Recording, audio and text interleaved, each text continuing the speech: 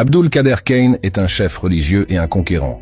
Le premier, Al-Mami du Fouta Toro, un ancien royaume de la vallée du fleuve Sénégal, qu'il dirigea de 1776 à sa mort en 1807. Il succède à Souleymane Baal à la mort de celui-ci et accède au titre d'Al-Mami. L'objectif principal de Kane était de combattre l'esclavage dans le Fouta Toro et ses environs.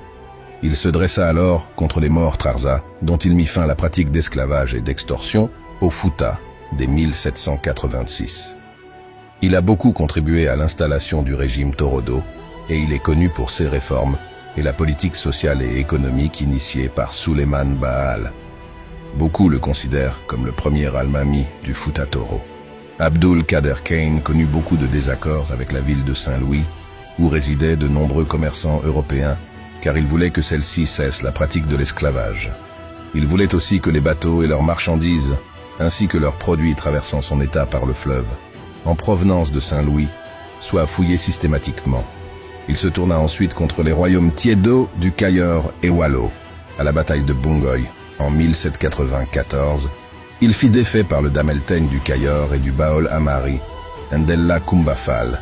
Il fut prisonnier au Cayor pendant 3 mois.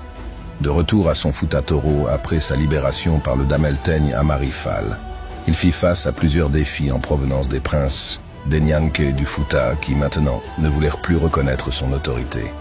Il est assassiné le 4 avril 1807 à la suite d'un complot contre lui organisé par les Djagourdo. Les Djagourdo étaient les membres de l'Assemblée qui élisaient l'Al-Mami.